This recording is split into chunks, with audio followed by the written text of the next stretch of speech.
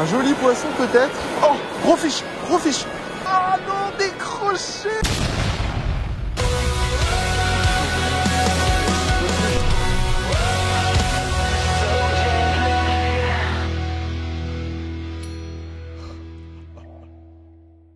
Salut les moucheurs, welcome back sur Pampafly. Nouvelle vidéo, nouveau concept. Aujourd'hui, on trouve de nombreuses vidéos de montage de mouches sur le web, mais très peu d'entre elles nous montrent l'application concrète de celle-ci. Ainsi, vous l'aurez compris, aujourd'hui on monte une mouche, on la teste et on voit si elle fonctionne ou pas. C'est parti. La mouche que l'on va réaliser aujourd'hui, c'est la Pheasant-tail casquée dorée. Concrètement, c'est une nymphe casquée composée de faisans et de lièvres. Je recommande de la monter en hameçon de 12, avec une bille de 3,2 mm en laiton doré, car c'est pour moi le modèle le plus polyvalent, que ce soit pour pêcher en nymphophile ou en nymphe à vue.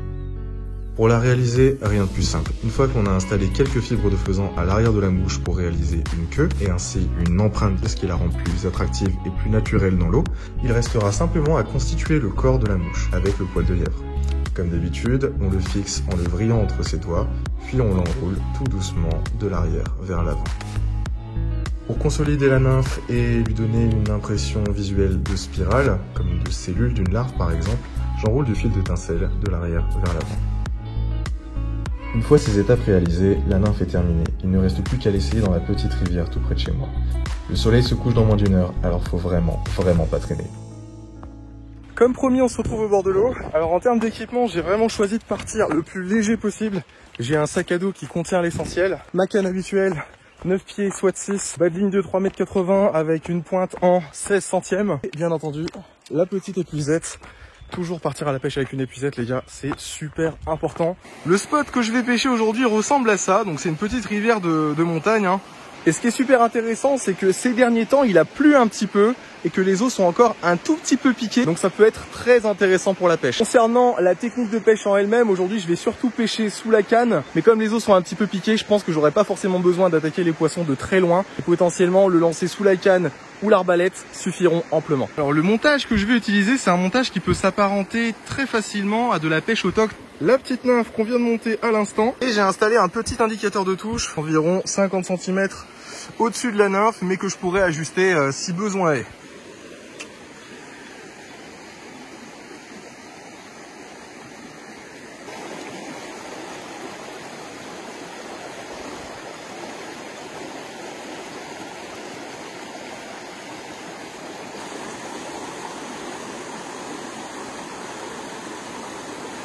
Oh yes.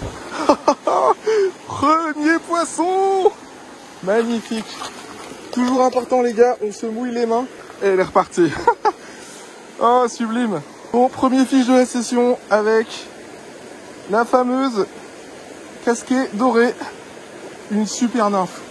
Là il y a encore des jolis courants.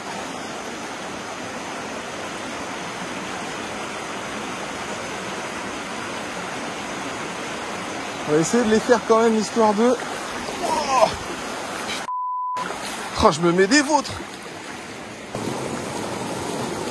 Wow. Oh là là, super fiche. Regardez-moi ce poisson. Poisson assez anthologique. Une magnifique truite de nos rivières. Regardez-moi la beauté de ce poisson. Sublime, regardez-moi ça. Sublime poisson. Hop. Et voilà. Bon, pour être franc avec vous, je suis plutôt content. À savoir que là, je pêche 2 semaines après l'ouverture. Que le spot a été matraqué. Là, j'ai vu des traces de pas dans tous les sens. Je pense qu'il y a eu des pêcheurs dans la journée même. Donc prendre des poissons derrière eux, c'est assez exceptionnel. Avec une nymphe plutôt légère, ce qui est super intéressant, c'est qu'on peut pêcher dans les trous, sous les roches. Et aussi pêcher les poissons qui sont en pleine eau, dans le courant, entre deux eaux. Donc la technique en elle-même consiste à garder le fil le plus tendu possible, tout en gardant, on va dire, l'animation la plus naturelle possible de la nymphe. Et ici on arrive sur un grand plateau qui se transforme en fosse. Ici j'ai déjà pris des gros poissons, donc on va essayer de vraiment s'appliquer.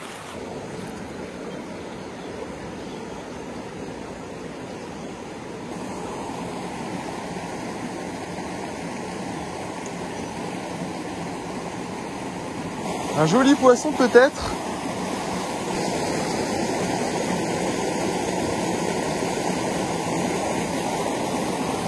Oh, gros fish, gros fish. Oh, nice fish, really nice fish, really nice fish. Oh non, décroché. Oh là là. Ah purée, je suis dépité. Ça c'est un poisson qui a approché 30 cm. Et sur une rivière comme celle-là, c'est plutôt exceptionnel. Il y en a très très peu. Mais en tout cas, sachez que ça fait super plaisir parce que la rivière, je ne l'ai pas pêchée depuis au moins 2 ou 3 ans. Je suis super content.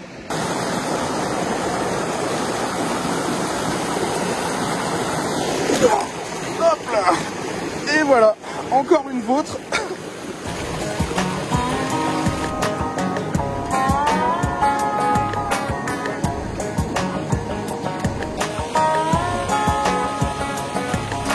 I saw this old ride listed for sale, 10 years old, and it looked like hell. All my friends said don't, I replied oh Lord, it's an F-150 on that road.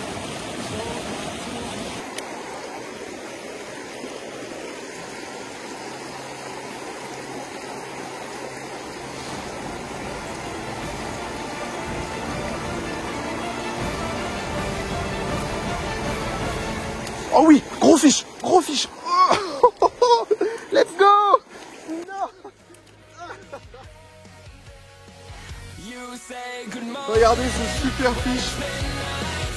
Une superbe truite de ce petit torrent. Oh, elle est vraiment magnifique. Regardez-moi cette truite. Elle est sublime. Très bien faite, très sombre.